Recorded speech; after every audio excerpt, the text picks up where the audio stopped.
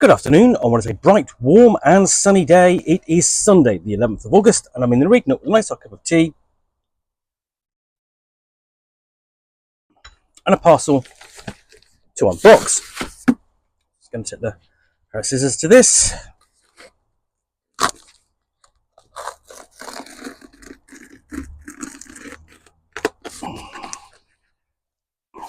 Come apart.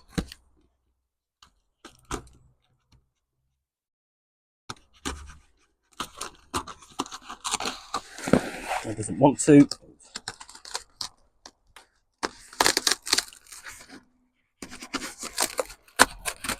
There we go. Got in there with that. Not quite sure what it is yet. Let's find out. It is that and that. I have a good idea of what this is.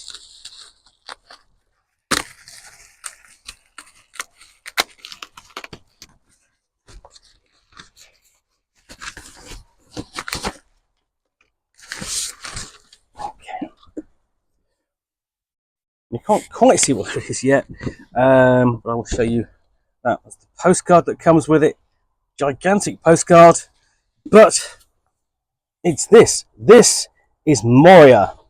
The world is grey, the mountains old, the forge's fire is ashen cold, no harp is rung, no hammer falls, the darkness dwells in Durin's halls.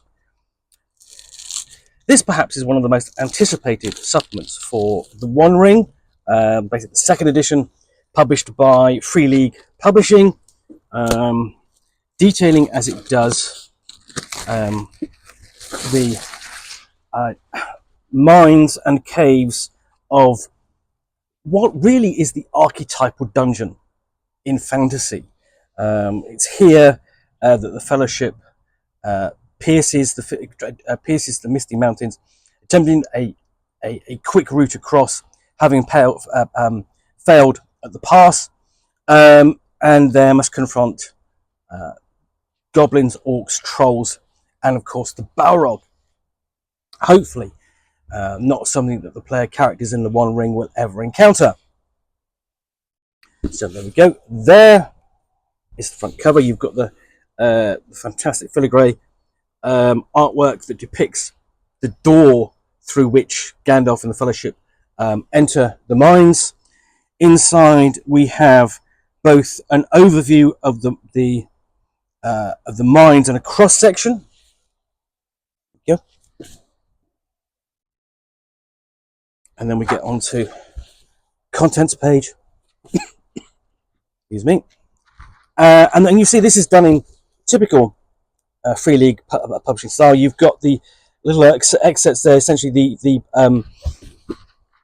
the artwork sections preceding each chapter, used as chapter headings. And as you can see, the first one there is presented as the introduction to Mines of Moria.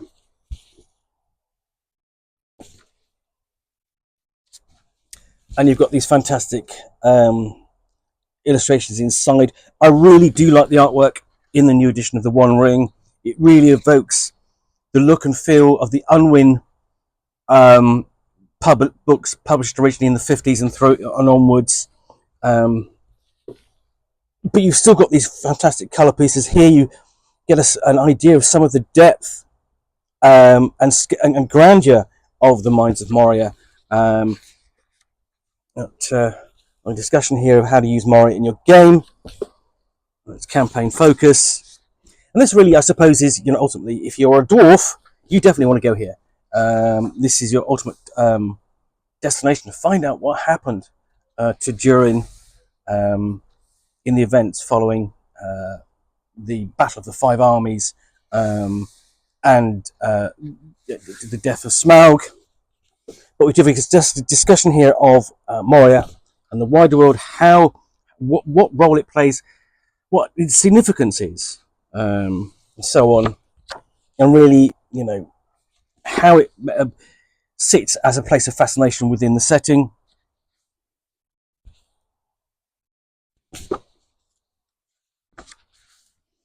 And as you see, it's a fantastic looking book. And so yeah, we've got essentially encounters. You've got the name of ill omen, ill omen, that a table of rumours, and general rumours, successful law roll, famous landmarks, and so on. What your average player character or player hero in the One Ring might know about it, if anything. Now we get on to how to run Moria as a setting. I'm just going to leaf through it. And this is an absolutely gorgeous book. And then we've got Journeys into the Dark. We've got fantastic encounter with a troll. Just poking his head through a doorway. The last thing you want to see, and it's really fearsome. Facing a troll in the One Ring is no small matter. And then essentially how to enter Moria, what to do there, into the long dark.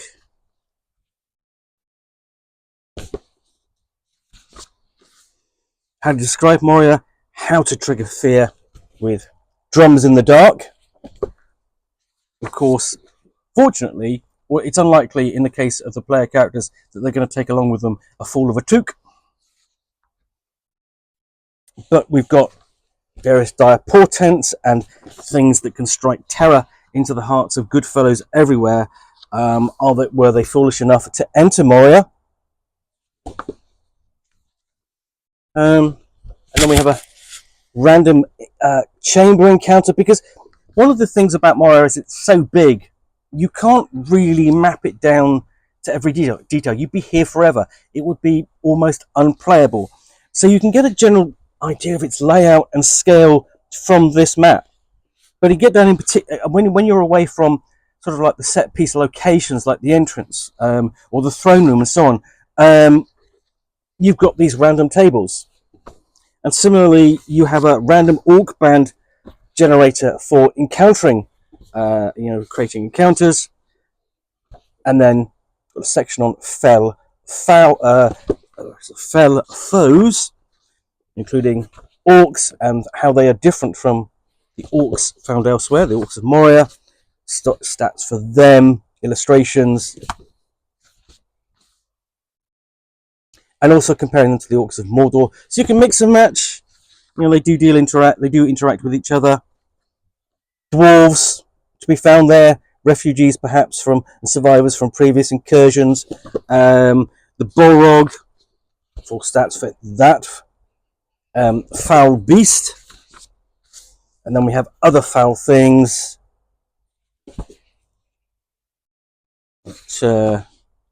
including cave bats and marrow eaters, all of which would be singular encounters on their own.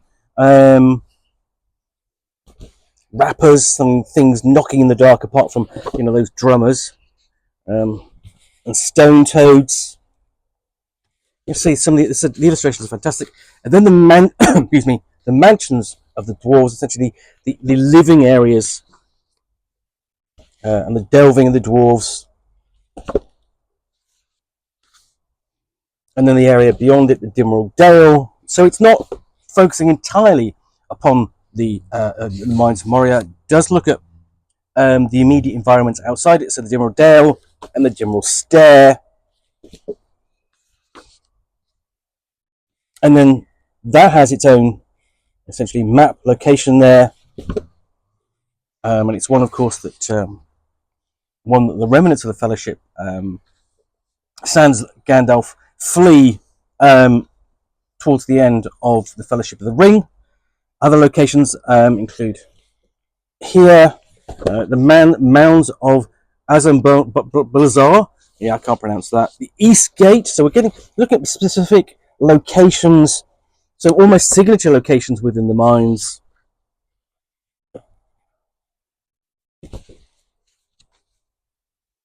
We have an eagle's perch there, and locations within Old Moria, including the first hall,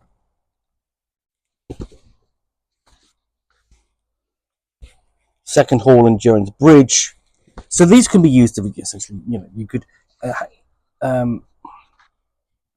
explore, have your group, your fellowship, explore these parts of Moria as they are now in the timeline of sort of like 2460 and so on. We've got the last redoubt of the dwarves, and this will be long before the fellowship discovers them again. Here we go. There's the last redoubt. The Darrow Delve, the caves of Thistlebeard. So we've got here numerous, essentially, what the role-playing game calls landmark sites to investigate. King's Hall,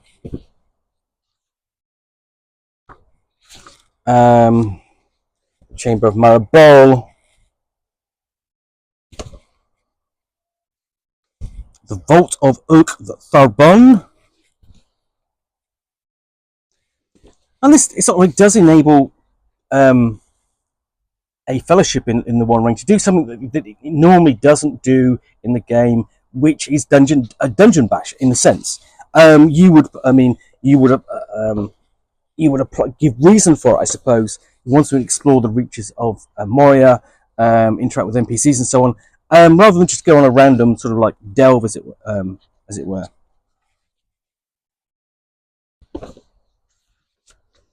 And then wider still, we've got the mountains of Moria, including the Redhorn Gate, the citadel of Barazimbar. Again, more kind of landmark locations.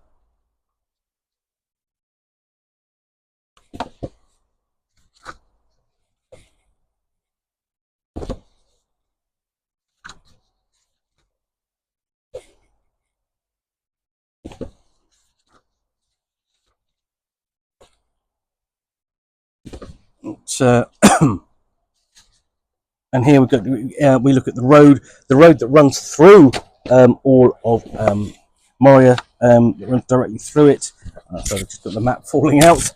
Slip that back in there. But as you can see, it's basically, there we go, the road that runs through it.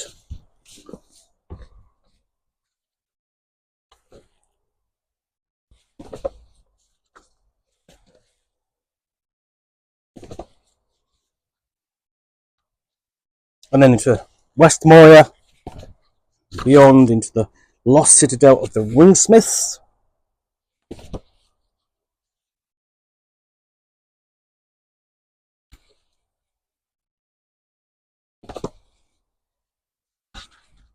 Including there may well be an encounter with a ring right. Another foul beast corrupted by the powers of the ring. And then we get to the doors of Durin. Basically got his sigil there, nicely included above those doors, and a map of the official entrance to the mines. And then we get into the deeps below.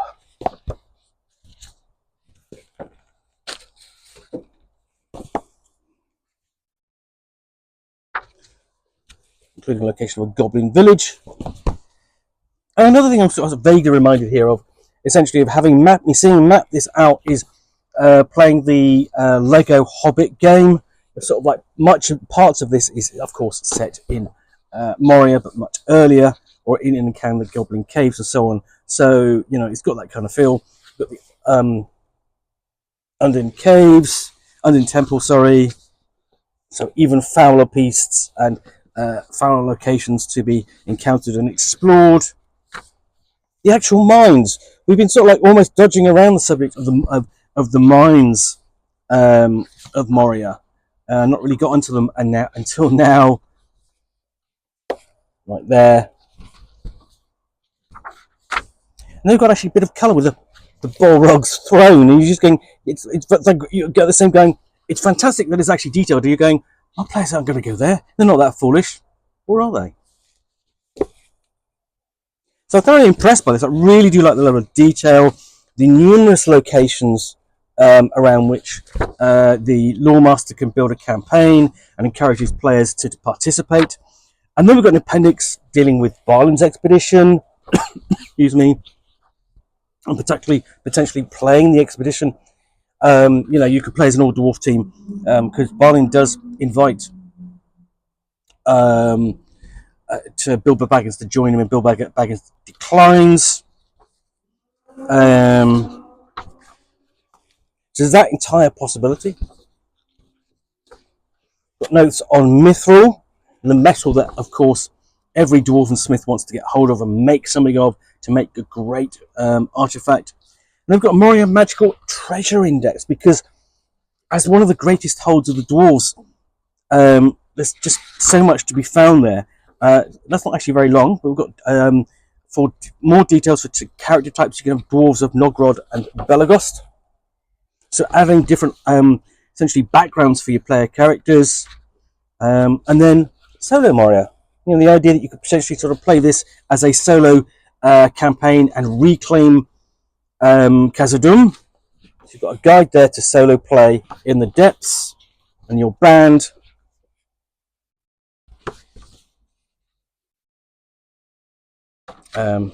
Details on shared callings between the members of the band and so on. Gathering allies in the process to prepare for a trip into the descents. Planning a mission.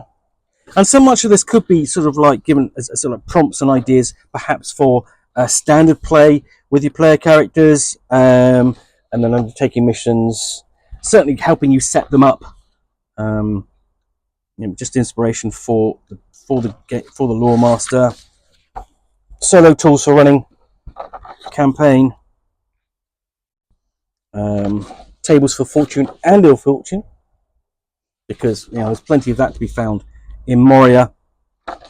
Running battles, because there are lots of goblins and orcs and nasties to be found. Handling councils and journeys in the depths.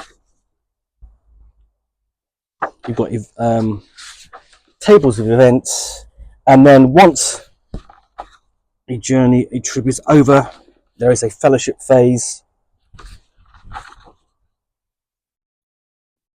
and then the end of all things. Basically disaster falls because you're in Moria.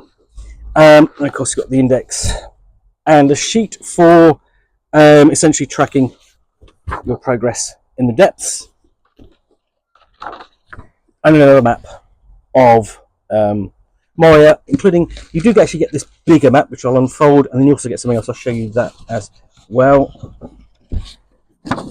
So you get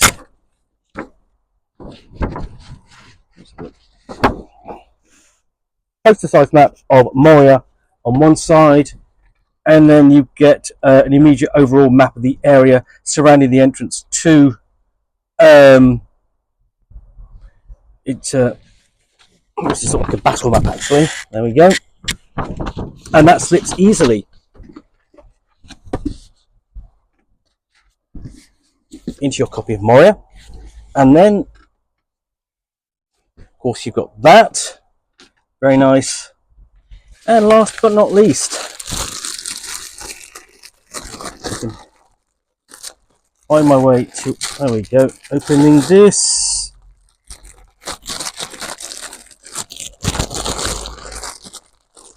No, it still doesn't want to come open.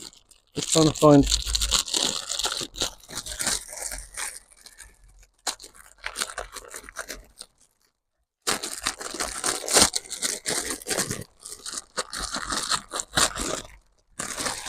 You have a cloth map, basically cloth map of Moria, plain on the back, but that's incredible. It's sort of like, that's absolutely huge. It's sort of basically, it's coffee table sized. Let's see if I can fold that up correctly. It's very, very nice. If you are, if you're a big fan of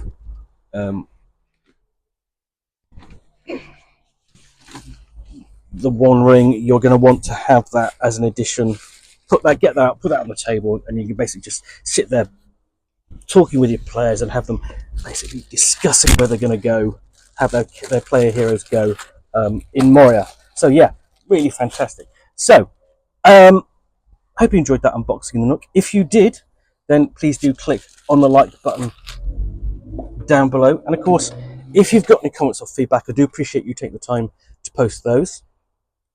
And lastly, if you want to be able to get more unboxings of the Nook, where you'll see me out here with a box containing a book or game or other supplement which I will unbox and chat about to the best extent of my knowledge for roughly 10 minutes or so, all of course accompanied by a nice hot cup of tea,